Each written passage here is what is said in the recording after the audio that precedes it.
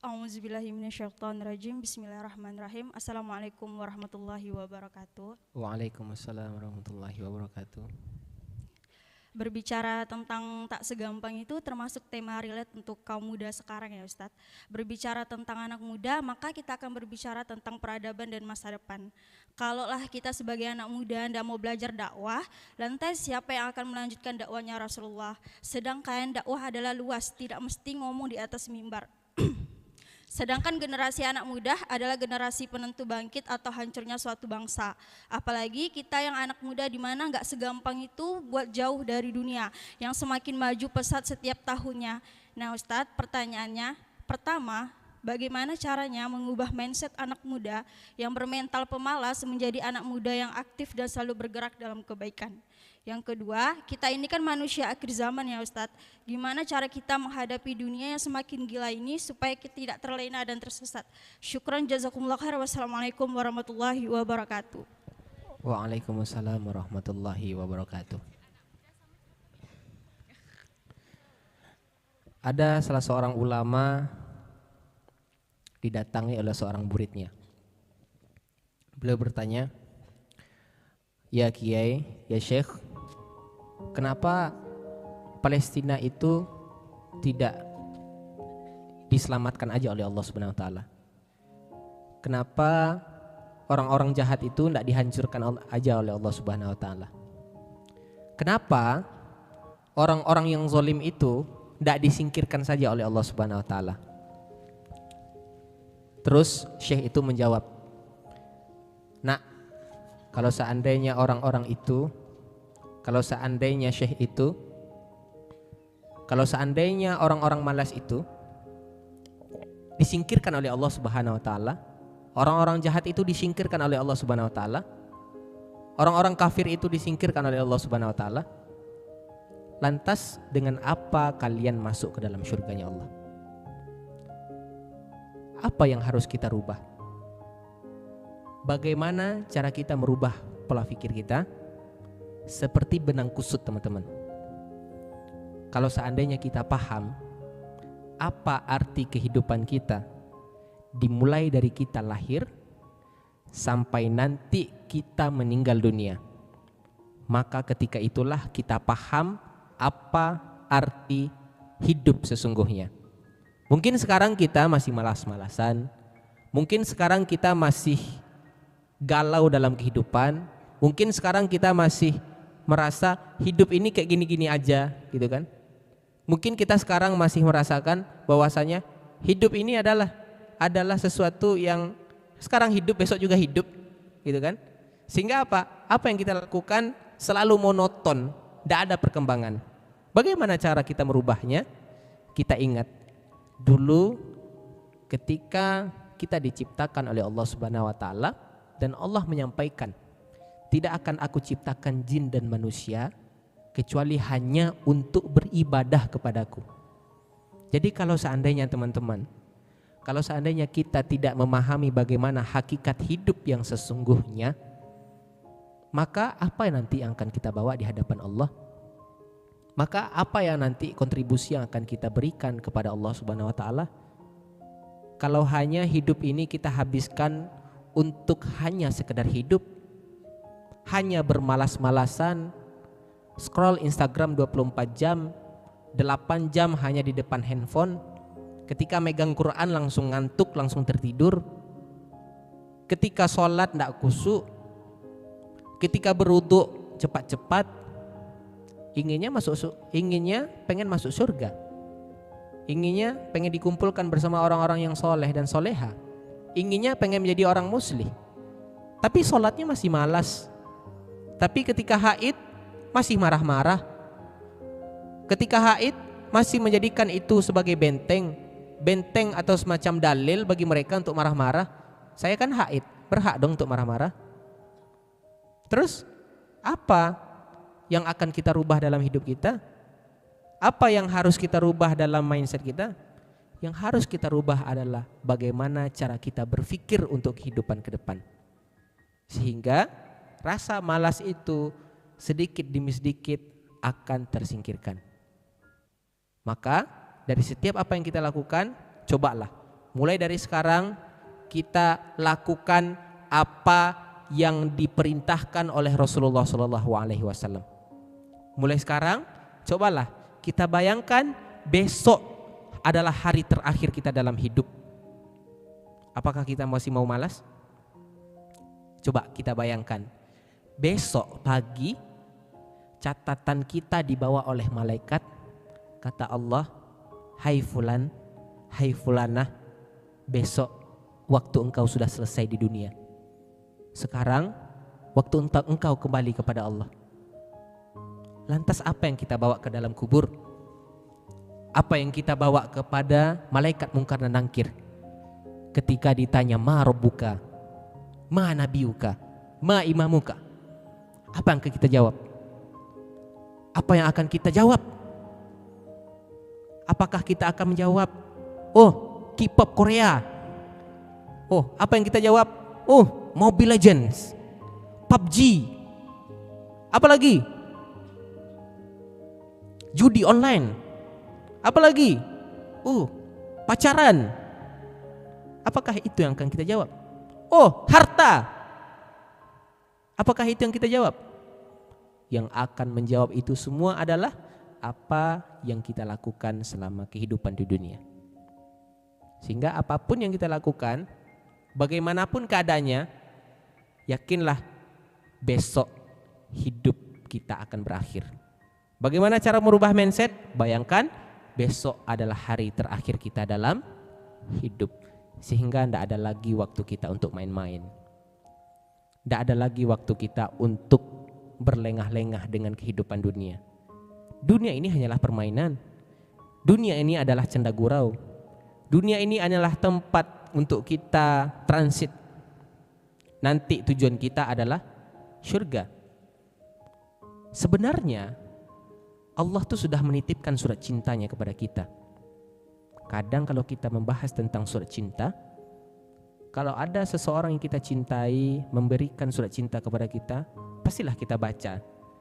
Teliti banget bacanya, dari atas sampai akhir, bahkan dibawa tidur, pagi dibaca lagi. Ada seseorang yang sangat kita kagumi, contohnya si fulan memberikan surat kepada kita, berdebar-debar jantungnya. Kita ambil surat cintanya, bawa pulang.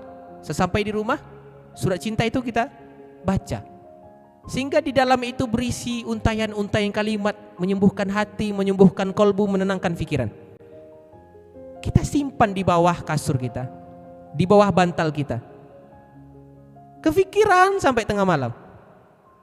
Tersintak di tengah malam, kita ambil surat tadi, kita baca lagi. Merasakan apa? Merasakan sesuatu, yang memberikan ini adalah sang pujaan hati. Pahamilah teman-teman semua, Allah sudah memberikan surat cintanya kepada kita. Kita pada hakikatnya adalah penduduk surga.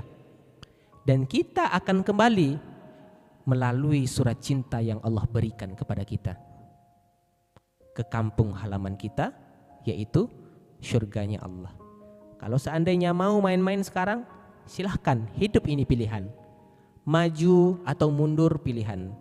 Belok kiri, belok kanan pilihan. Pergi untuk berjuang, bertahan untuk menang, itu pilihan.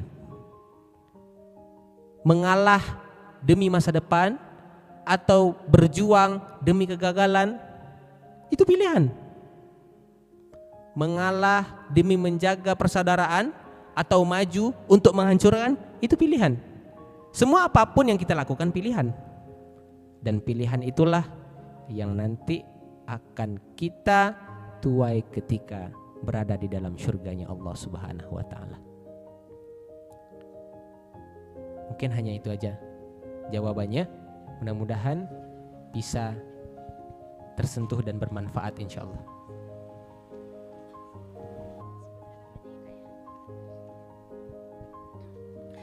Assalamualaikum warahmatullahi wabarakatuh. Waalaikumsalam warahmatullahi wabarakatuh. Perkenalkan, nama saya Nur Atika. Baiklah, di sini izin bertanya,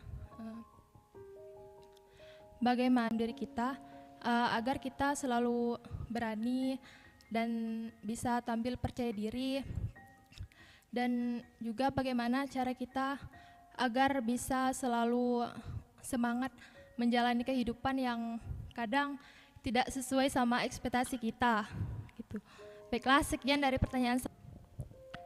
Dulu ketika kita berada di dalam kandungan, dari sekian banyak pertarungan di dalamnya, kitalah adalah pemenang salah satunya. Jadi yang ada, yang hadir pada saat sekarang ini semuanya adalah pemenang. Masing-masing kita memiliki potensi yang berbeda-beda. Ada potensi yang berbakat di bidang ahli IT. Ada yang berpotensi berbakat di bidang olahraga.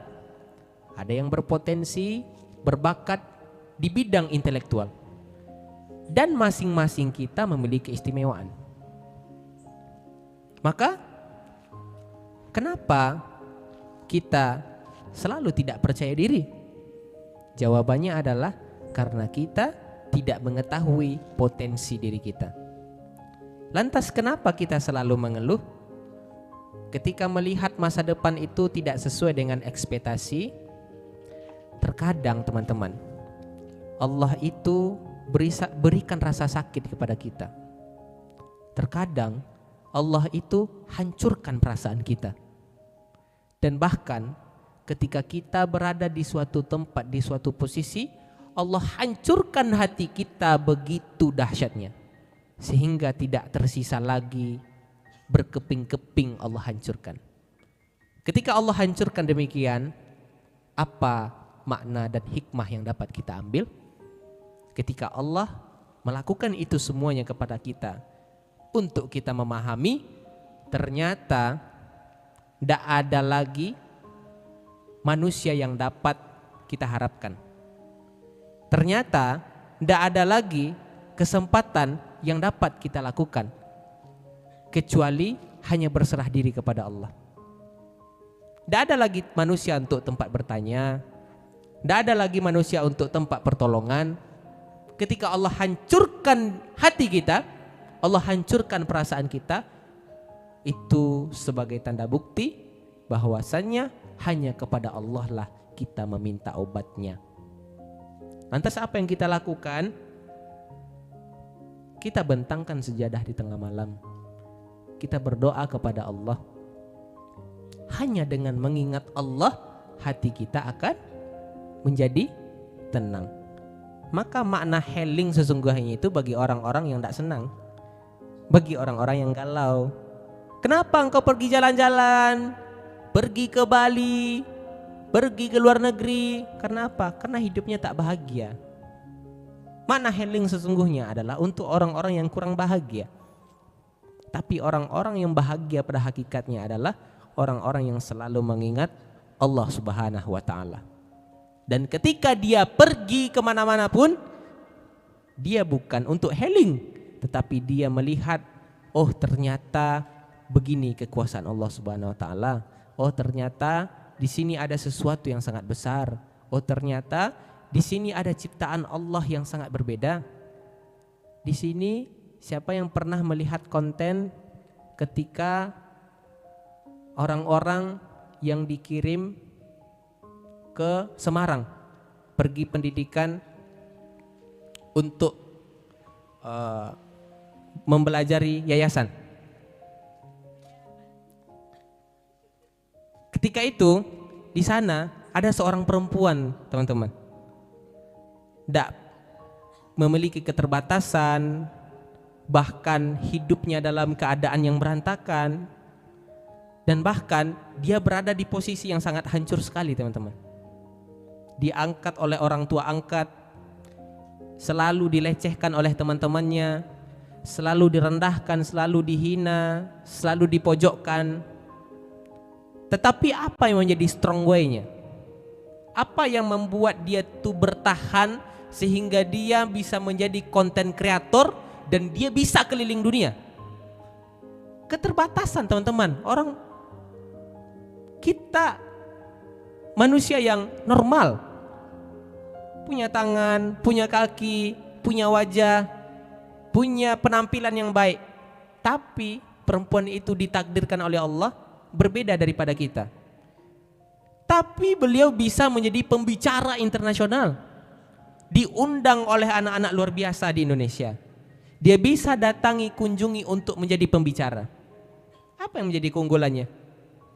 Apa yang menjadi potensi dirinya? Yang menjadi potensi dirinya, segala sesuatu yang dia milikinya, yang dia miliki, dia sandarkan kepada Allah Subhanahu wa Ta'ala. Dia yakin, dia pasang di dalam pikirannya, kalau dalam ilmu, the law of projection. Dia berpikir bahwasanya suatu saat saya akan sukses, suatu saat saya akan bahagia, suatu saat saya akan pergi ke Mekah, suatu saat saya akan keliling dunia. Apa yang kita pikirkan akan berpengaruh kepada kehidupan kita. Apa yang kita lihat akan berpengaruh kepada pikiran. Apa yang kita pikirkan akan berpengaruh kepada ucapan. Apa ucapan kita akan berpengaruh kepada tindakan kita. Apa tindakan kita akan berpengaruh kepada habits kita. Bagaimana habits kita, seperti itulah karakter kita. Bagaimana karakter kita, demikianlah masa depan kita. Mau berubah, mau memperbaiki, mau berjuang, mau memulai, itu dimulai dari diri kita sendiri. Ingat, kita adalah pemenang, bukan pecundang. Mudah-mudahan bermanfaat. Wallahu a'lam bishawab. Bismillahirrahmanirrahim. Assalamualaikum warahmatullahi wabarakatuh. Perkenalkan, nama saya Sekar Mulyaning Cahyani. Sebelumnya terima kasih kepada kakak telah mengizinkan saya untuk bertanya. Di sini saya ingin bertanya kepada Ustadz, bagaimana cara kita untuk memberitahu kepada orang yang masih pacaran? Karena kan setiap kita ingatkan atau kita tegur, pasti nanti dibilang, halah so alim lu, padahal dulunya pun kok pacaran. Sekian dari saya, terima kasih. Dulu di setiap perjuangan Rasulullah Shallallahu Alaihi Wasallam dalam berdakwah, selalu dipasangkan dengan Abu Jahal yang selalu menghalang-halangi dakwah Rasulullah Shallallahu Alaihi Wasallam. Dulu ketika Rasulullah menyebarkan Islam, selalu ada Abu Lahab yang menghalangi Rasulullah Shallallahu Alaihi Wasallam dalam berdakwah. Maka manusia-manusia yang seperti itu bisa dipastikan. Kenapa kamu pacaran? Janganlah pacaran, nanti kamu masuk dalam neraka, kasihan orang tua kamu. So alim lo. Itu Abu Jahal model baru. Lalu bagaimana cara kita untuk menasihatinya, teman-teman? Maka cara yang terbaik untuk menasihati teman adalah dengan hikmah. Kita menasihatinya tanpa menyakitinya, menyelesaikan masalah dengan solusi, bukan dengan tanpa solusi. Apa solusinya? Sampaikan, ajak dia, ambil hatinya. Apa yang dia suka, contohnya dia suka makanan, bawakan makanan untuk dia. Setelah itu apa? Setelah bawa makanan untuk dia, setelah dia senang, setelah dia suka, setelah dia perfect dengan kita, setelah dia suka dengan kita, maka ketika itulah kita masukkan nasihat secara perlahan. Ketika nasihat itu belum masuk ke dalam benaknya, ketika disuruh, udahlah kamu putuskanlah pacar kamu itu nanti daripada nanti kamu diputuskan oleh Allah. Sudahlah, enggak usah pacaran itu akan menjerumuskan kita ke dalam neraka. Enggak usahlah kamu pacaran, langsung nikah aja. Lebih nikmat nikah itu daripada pacaran. Enggak kalau nikah modalnya banyak, pacaran kan modalnya sedikit. Lalu apa yang kita lakukan? Sampaikan kepada mereka, sampaikan kepada orang-orang yang pacaran. Kalau seandainya kamu diperlihatkan neraka oleh Allah Subhanahu wa Ta'ala, kalau seandainya kamu itu diperlihatkan bagaimana siksaan orang-orang yang pacaran oleh Allah Subhanahu wa Ta'ala, mau digambarkan bagaimana siksaannya? Di dalam neraka itu ada duri-duri yang sangat tajam. Duri itu mendidih ketika air masuk ke dalamnya. Jadi ketika duri-duri itu tertancap dari dalam neraka, maka perempuan-perempuan yang pacaran tadi akan ditarik oleh malaikat Zabaniyah sepanjang neraka, sehingga yang tersisa di badannya hanyalah tulang-tulang. Tidak ada lagi yang tersisa. Dan bukan hanya dia, tetapi ibunya, bapaknya, abangnya, kakaknya, seluruhnya masuk ke dalam neraka. Ditanya oleh malaikat Zabaniyah, kenapa engkau berada di dalam? Karena saya dulu tak melarang anak saya pacaran. Karena saya dulu tak melarang adik saya pacaran. Karena dulu saya membiarkan orang-orang di sekeliling saya untuk bermaksiat. Bahkan kita berbicara dengan enaknya, kamu malam mingguan dengan siapa? Sama teman, laki-laki perempuan, jomblo ya. Itu kan pertanyaan zaman sekarang. Lantas bagaimana kita bawa moral anak-anak bangsa kita ini? Mendidik satu laki-laki sama saja dengan mendidik satu manusia. Tapi kalau mendidik satu perempuan, sama saja dengan mendidik satu generasi. Rusak perempuan, rusak generasi. Dulu Imam Al-Bukhari dididik oleh seorang ibu yang sangat luar biasa, sehingga beliau menjadi seorang ahli hadis, sehingga sekarang namanya tetap disebut-sebut dan menjadi kitab rujukan yang paling sahih yang pernah disusun. Dulu Imam Asy-Syafi'i dididik oleh seorang ibu yang sangat luar biasa, sehingga sekarang dia dijuluki sebagai lautan ilmu umatnya Islam. Lantas kalau seandainya perempuannya sudah rusak, bagaimana generasi sekarang? Kalau seandainya perempuannya sudah bertele-tele dalam kehidupan, bagaimana kehidupan kita nanti di masa depan? Kalaulah anaknya itu seorang tukang jahit, pasti ibunya seorang tukang kain. Tidak jauh-jauh dari sana. Buah tak jauh jatuh dari. Ketika air turun ke bawah, maka air yang jatuh itu tak jauh dari sumbernya. Maka apa yang harus kita lakukan? Bagaimana cara kita untuk menasihati teman kita? Ini cara yang paling ampuh adalah dengan mencontohkan dia, menghabiskan waktu dia untuk waktu-waktu yang bermanfaat. Sampaikan sama mereka yang pacaran, yang masih pegangan tangan, yang masih chattingan, saya tidak ada pacaran Ustadz, saya hanya chattingan doang. Itu yang dinamakan maksiat batin. Telepon malam-malam, ditanya, kamu udah makan belum? Ngapain tanya makan, bisa makan sendiri kok. Kamu udah mandi belum? Ngapain tanya mandi? Udah 3 hari nak mandi.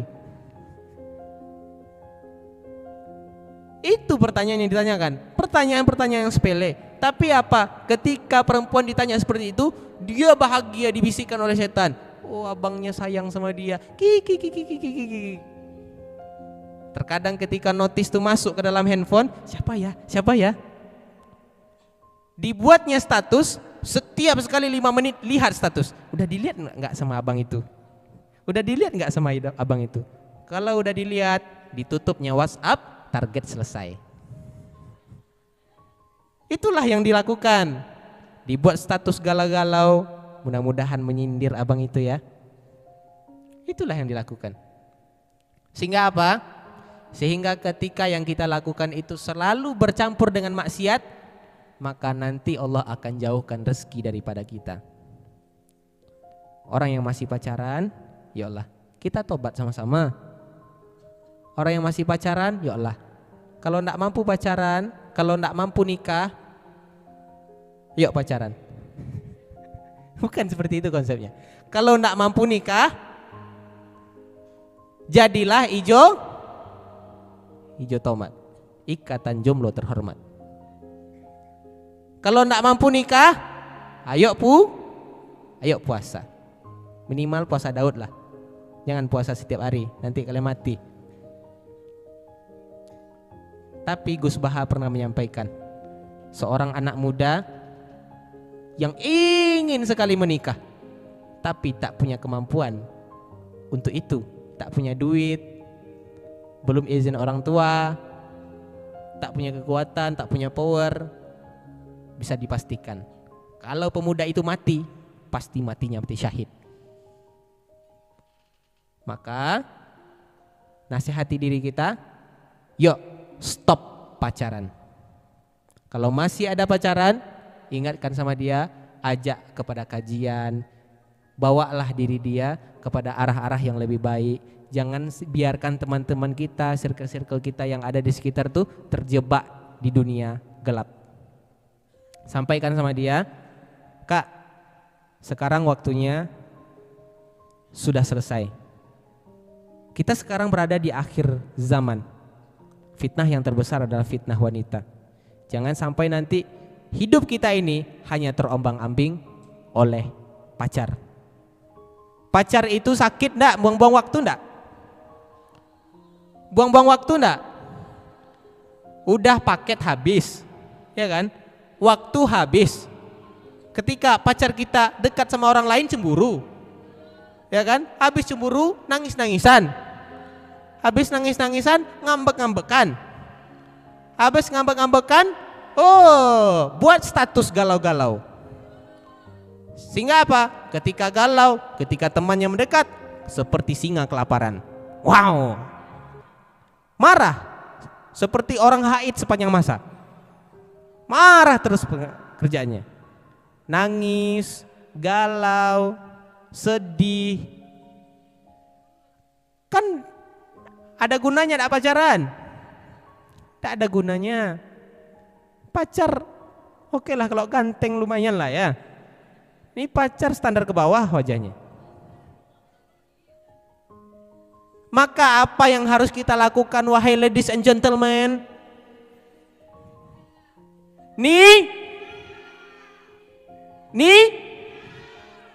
Siapkan dirimu untuk nikah. Ya. Sudahlah, akhirlah jomblo ini. Ndak enak prajomblo. Jadi jomblo tuh ndak enak. Jujurlah, ndak enak. Udahlah, ketika berdekatan kita berdosa. Ketika kita chatan kita mendapatkan maksiat. Bayangkan kalau kita nikah, berdekatan dapat pahala, berpegangan tangan menggugurkan dosa. Fabi ayyi ala'i rabbikuma. Nikmat nikah itu hanya 1%. 99% nikmat banget. Tapi harus cari jodoh yang sesuai, yang sekufu. Tahu sekufu? Yang sejajar. Kalau kita orangnya menengah ke bawah, contohnya kan, ya carilah yang sekufu. Kita menengah ke bawah, tapi sukanya sama pangeran Thailand. Jauh lah. Man tasyabbaha biqaumin fahuwa minhum. Kita akan dikumpulkan bersama orang-orang yang sama dengan kita. Kalau kita menyerupai orang itu, maka kita nanti kelak akan dikumpulkan bersama-sama mereka. Carilah jodoh yang terbaik. Bagaimana langkah untuk mencari jodoh yang terbaik? Perbaiki diri kita. Di mana memulainya? Perbaiki amal yaumi kita.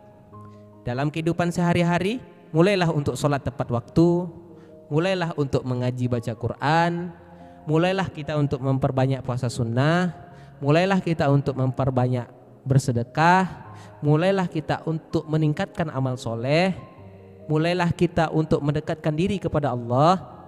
Ketika itu kita lakukan, pastilah kita nanti kelak akan dipertemukan bersama seseorang yang cinta kepada kita dan kita pun cinta kepada dia.